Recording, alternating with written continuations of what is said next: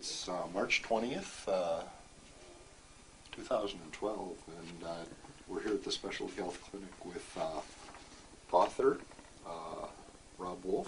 We're here with Division Chief of City of Reno Fire, Tammy Lopes, and the Police Chief from the City of Reno, Steve Pitts.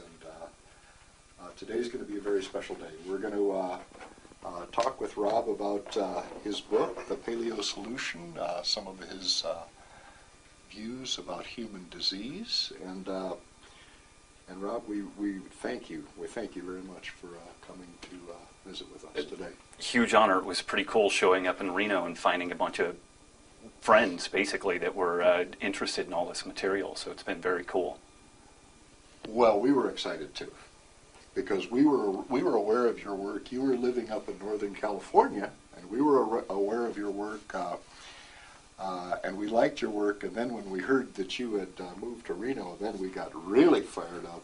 We've met several times. We like what we're seeing very much, and so yeah, the feeling is mutual. Cool. That's for sure. One of the things that I'd like to do, just for starters, is I'd like for people who don't know about paleo, I'd like you to give us an overview of paleo, what that really means.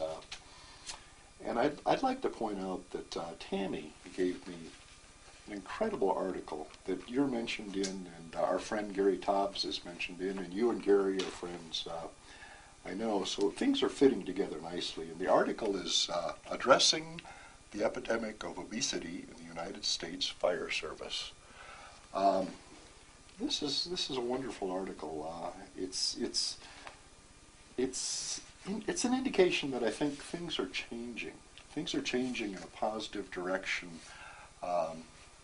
especially as we address the obesity epidemic.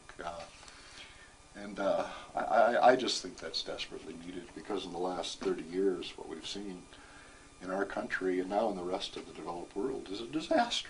Right. With obesity increasing, and type 2 diabetes following right along with it. Where does paleo fit into this issue and the solutions? What are your views on? What's your overview of that? You know, the whole concept is just this idea of genetic or evolutionary discordance. You know, that we have some genes that were forged living as hunter-gatherers, that we've had some sort of a qualitative shift that is kind of antagonistic to the health that we had as hunter-gatherers. And it's kind of interesting if you go to an anthropology department and you ask them, hey, what was the health of hunter-gatherers? What was it like? How long did they live? And typically it was very, very good. Obviously there was a lot of early death due to infection and injury and stuff like that. But then beyond that, both archaic and then contemporarily studied hunter-gatherers are very healthy.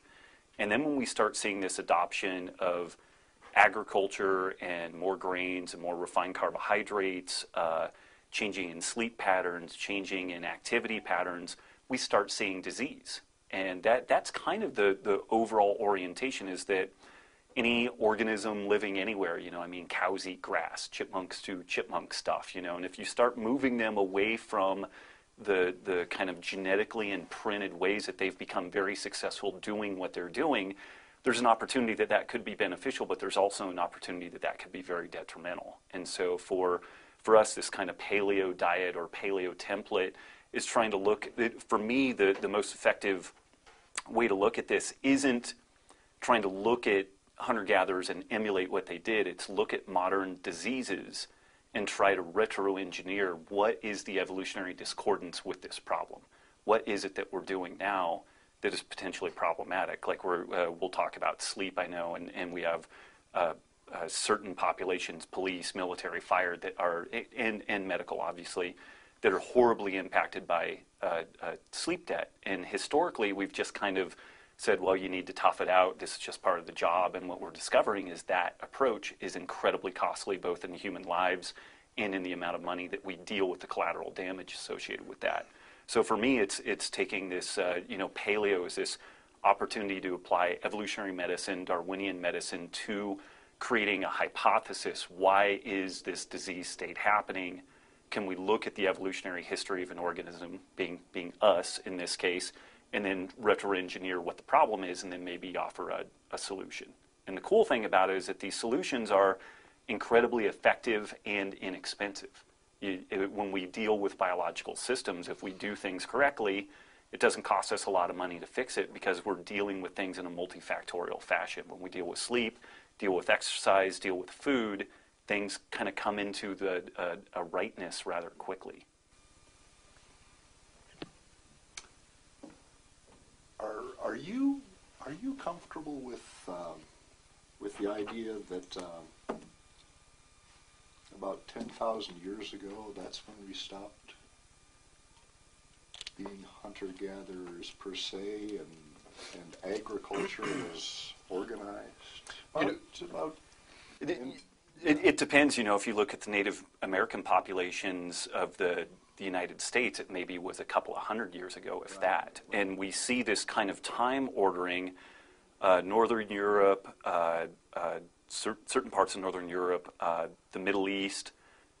If people eat in a more agricultural kind of way, we don't tend to see metabolic derangement, insulin resistance, type 2 diabetes, obesity, and stuff like that. We don't see that until maybe the fourth decade, fifth decade, when you start heading into Great Britain, or basically you see a time ordering when people adopted agriculture. The more early that they did, they tend to have a little bit of buffering against these metabolic effects. Native Americans have absolutely no buffering against that at all. We're seeing type 2 diabetes in children under 10 years old in these populations. They're waylaid by this problem. So, when this happened is a little bit variable on where you were on the planet, and then also some genetic factors from that. And it's pretty clear from the archaeological record, when agriculture hit an area, there was a massive increase in infant mortality. It was in evolutionary biology, they call it a selection pressure. It was not a healthy thing, and it did force some genetic adaptation. So we are different today than what we were 10,000 or 20,000 years ago, because evolution has been trying to push us into an adaptive state, but there's a lot of collateral damage with that. And now that we're at a spot where we can intervene with medical practices, we will not really see adaptation beyond where we are at. We are just going to see problems. So you're not going to see somebody adapt to a 7-Eleven, a 64-ounce big gulp in a bag of chips. They're just going to get sick, and we'll keep them long enough to reproduce, and then their children will have problems. Something that we are seeing, though, is that we have two issues with genetics. We have the genetic, bag of tricks that we carry, and then the phenotypic expression of that. We have a genome and then the epigenome. The epigenomic part is how we interact with the environment, and it looks like how mom and dad eat, how mom and dad live, changes the way that the genes get turned on and off. So we do have some adaptation that occurs more quickly, but what we're finding is that if mom was type 2 diabetic, kids are more likely to be type 2 diabetic.